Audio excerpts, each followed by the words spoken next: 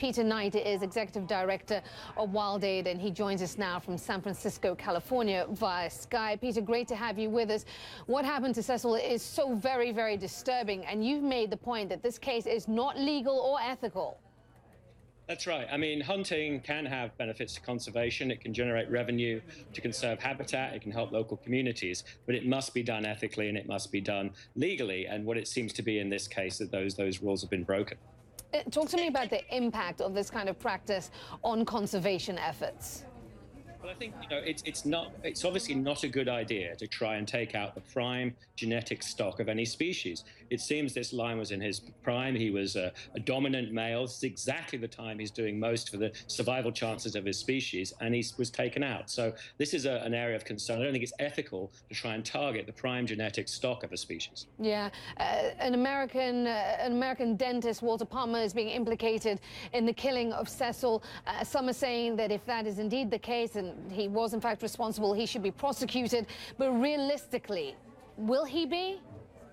Well, the United States authorities are among the best in the world at pursuing wildlife criminals. And we have something called the Lacey Act here, which means that if a U.S. individual has violated foreign laws on conservation, they can be prosecuted in the United States. So if there's a case to answer, I'm certain the United States authorities will take it to the maximum. You've also said you want to see hunting organizations, hunting groups speak out more forcefully against this kind of thing. Absolutely. I mean, they have more to lose than everyone else because we've had a whole series of ethical problems in the hunting industry over the last few years. In South Africa, there was a big case where hunting was being used to basically commercially kill rhinos. And then there's been a whole outrage about canned lion hunts in South Africa recently. So, the industry really needs to clean up its act, and they need to be the first to condemn actions such as these.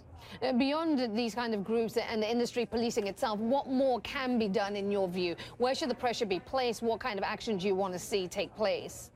Well, the trouble is there's large amounts of money changing hands. So there's a temptation for corruption in a lot of these cases. And so it needs to be monitored really, really carefully. And I think with species like lions, which are in such problems right now, we also need to question quotas for hunting as well and whether it makes sense. In some cases, I think an ethical hunter would look for the post-reproductive male, for example, that's no longer contributing to the species. Unfortunately, the tendency is to want the biggest possible male in its prime, which is obviously bad for the species' survival. So I think there's some serious questions have to be asked. And to be honest, if you're doing this as a thrill-seeking, then chasing after an animal with a camera is a lot braver than chasing after them with a high-powered rifle. Yeah, indeed. Peter Knight joining us there from San Francisco, California. Peter, we appreciate your time today. Thank you.